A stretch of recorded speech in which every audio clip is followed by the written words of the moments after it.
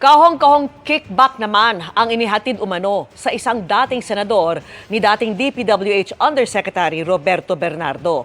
At isa lang yan sa mga dati at kasalukuyang senador na pinangalanan sa Senate Blue Ribbon Committee na nakatanggap umano ng kickback mula sa mga DPWH project.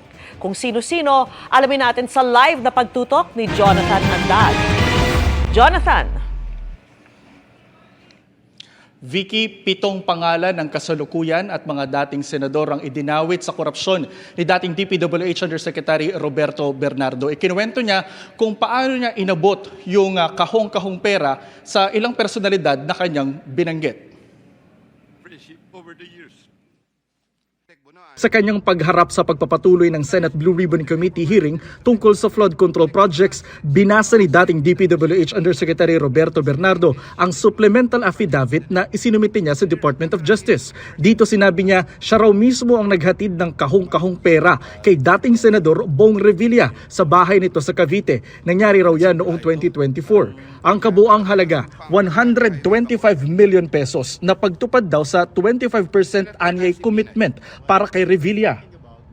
After receipt of the 25% commitment, which were packed in 6 cardboard boxes, each containing at least 20 million, and 1 paper bag containing 5 million, I called up Senator Revilla to inform him the same is ready to be turned over to him.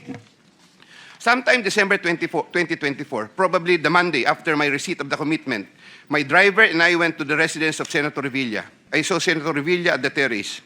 I walked over to Senator Revilla for a casual talk. While the boxes were being unloaded, Senator Revilla and I talked for about 20 to 25 minutes. Iba pa raw ito sa 250 million pesos na idineliver umano ng aide ni Bernardo sa bahay din ni Revilla bago magsimula ang kampanya nitong 2025 elections. Bukod kay Revilla, idiniin din kanina ni Bernardo ang iba pang malalaking pangalan.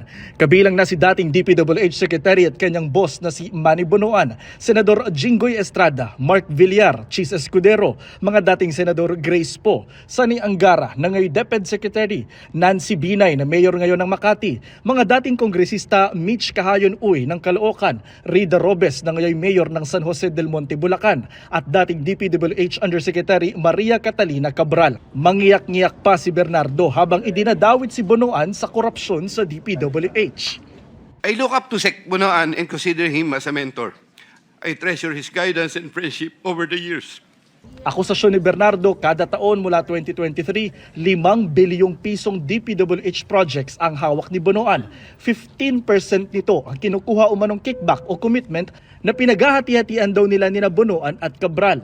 The value of the projects that I handled for Sec Bonoan was at least 5 billion per annum for the years 2023, 2024, and 2025 with an average of 15% commitment.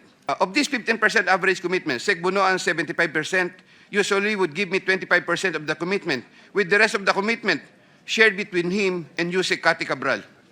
Ayon kay Bernardo, makapangyarihan si dating Yusek Cabral. Kaya raw nitong magtanggal, magdagdag at magbago ng mga insertion sa DPWH budget sa NEP o National Expenditure Program. Si Cabral pa raw mismo ang nakikipag-usap sa mga mambabatas kung magkano ang alokasyon sa kanila sa mga proyekto ng DPWH. Sabi ni Bernardo, siya mismo ang naghahatid ng pera sa bahay ni Cabral. On multiple occasions, I personally delivered and also caused to be delivered cash to Yusek Cabral at her house at Tatalon, Quezon City, and other places. Yusek Cabral would tell me that she would communicate and meet legislators to inform them of the amount of their allocations and ask them for titles of projects that they want to include in the DPWH budget. Yusek Cabral has total influence and authority in preparing and finalizing the NEP for infrastructure. Si Senador Mark Villar na dati ring boss ni Bernardo sa DPWH, kumikickback din umano sa mga DPWH project na idinadaan daw sa pinsan nitong si Carlo Aguilar. Kabilang umano sa kinukuhanan ng komisyon ni Villar ang pondo sa maintenance ng mga creek at iba pang daanan ng tubig, pati na raw ang pondo para sa EDSA. The commission for these approved projects was 10% and divided as follows: 50% to Carlo Aguilar, presumably for Sec Mark Villar, 25% Yusek Cabral, 25% for myself. Si Senador Jinggoy Estrada naman humiling daw na maambunan ng 1 bilyong pisong halaga ng proyekto noong 2024 at kickback na 25%. Senator Jinggoy called me sometime in the third quarter of 2024 and asked me to request the amount of 1 billion from Sec Bunoan. Senator Jinggoy said, tulungan mo na lang ako dyan kasi marami pa akong tutulungan sa eleksyon. I replied, okay na ba ang 25% Sen? Sen Jinggoy responded, okay na ang 25%. Sabi pa ni Bernardo, nagkaroon pa ng pagkakataon noong unang bahagi ng 2025 na siya mismo ang naghatid ng pera para kay Estrada sa San Juan. And approximately 213 million, which I delivered to Senator Jinggoy at the Artiaga Building in San Juan City.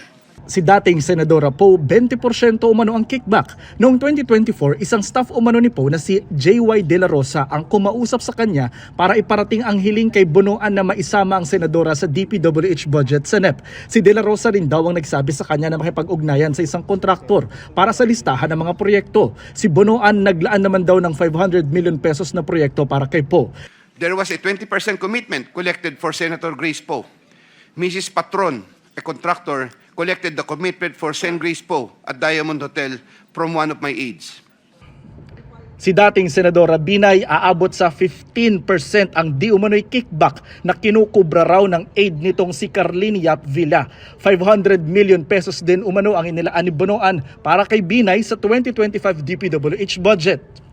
Sometime later part of December 2023, Carlene called me and requested for a 50 million advance for Senator Binay's shoes for the holiday season during the first quarter of 2023. The commitment was delivered to Carlene for Senator Binay in several tranches in Makati and Quezon City. After the second delivery, Carlene told me, kinuha na ni Sir, salamat raw. Hindi ka raw kakalimutan sa Makati. The Sir refers to the husband of Senator Binay. Si dating Senador at ngayon DepEd Secretary Angara, 12% naman daw ang kickback sa pamamagitan ni DepEd Undersecretary Trigiv Olayvar na dati rin itong staff sa Senado. Yusek Trigiv received deliveries representing 12% of the projects of Senator Sani Angara while the latter was chairman of finance. Si Senator Chiza Escudero, 20% di umano ang kickback. Ngayong 2025, si Bernardo raw mismo ang nag-deliver ng kabuang 280 million pesos sa building na pagmamayari ni Maynard Ngu, ang negosyante na sinasabing bagman ni Escudero. Sometime early 2025, I made the first delivery of 160 million for Senator Chiza Escudero at the Cherry Mobile Building at Maynard Ngu in Apacible Street, Manila. Early 2025, I made the second delivery of 120 million for Senator Chiza Escudero, also at the Cherry Mobile Building of Maynard Ngu. Sa lahat ng senador na idinawit ni Bernardo, sina Revilla at Estrada lang ang personal niyang nakausap. Binanggit din ni Bernardo mga dating kongresistang sina Mitch Cahayon Uy, Florida Robes at Zaldico. Pero wala masyadong detalye di tulad sa mga idinawit na senador. Pag kayong mga senador, mahaba. Pero sa mga congressman, parang kulang. Dalawang sentence lang. Ganun. Why is that? As of now po, I have not really identified the projects which were downloaded to those congressman, Mr. Chair. Hindi po ako makarecover pa ng pan. But I remember that there were projects that were really downloaded in their districts.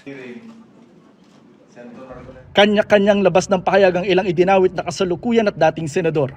Sabi ni Poe, hindi siya kailanman nasangkot sa korupsyon. Aniya, sinusuportahan niya ang investigasyon ukol dito. At siya pa nga raw ang unang dumalo sa mga pagdinig ng Independent Commission for Infrastructure o ICI. Nakakaalarma raw na nadadawit ngayon ang kanyang pangalan. Si Senador Mark Villar marinding itinanggi ang akusasyon sa kanya na isa raw malaking kasinungalingan. Naninindigan daw siya sa kanyang walang bahid na record sa politika. Pakiusap niya sa publiko maging mapanuri at wag basta manghusga base lamang sa salaysay ng isang tao na pwede raw tinahina para sa kapakanan ng taong yon o ng iba pa. Si dating Senadora Binay iginit na wala siyang kinalaman o papel sa anumang flood control project. Wala rin daw siyang empleyado sa Senado na kayang gawin ang ibinabato sa kanya. Si Angara naman itinanggi rin na sangkot siya sa mga maanumaliyang proyekto. Sa kanya raw higit 2 dekada sa gobyerno, hindi raw siya nasangkot sa korupsyon. Ang kampo ni Revilla sinabi naman na hindi dapat paniwalaan basta-basta ang mga pahayag ni Bernardo na tinawag niyang isa sa mga perpetrator o salarin. Handa raw si Revilla na harapin at pasinungalingan ang mga alegasyon at balak daw gawin ang lahat para protektahan ang kanyang mga karapatan at malinis ang kanyang pangalan. Sinusubukan pa namin kunan ng pahayag ang iba pang idinawit ni Bernardo sa korupsyon.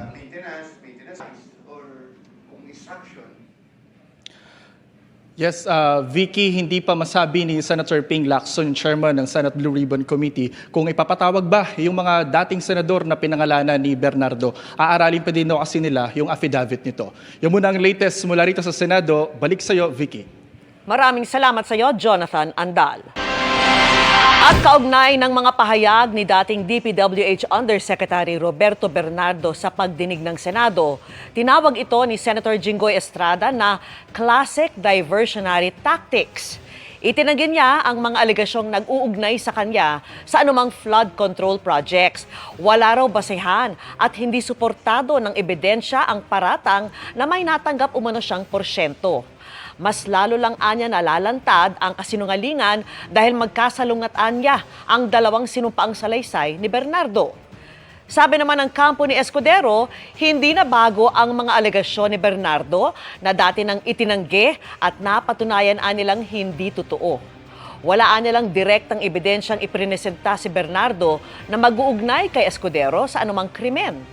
Paninira lang daw ng reputasyon ni Escudero at ng Senado ang mga alegasyon. Patuloy po namin sinusubukang kunan ng pahayag ang iba pang dawit ni Bernardo sa korupsyon.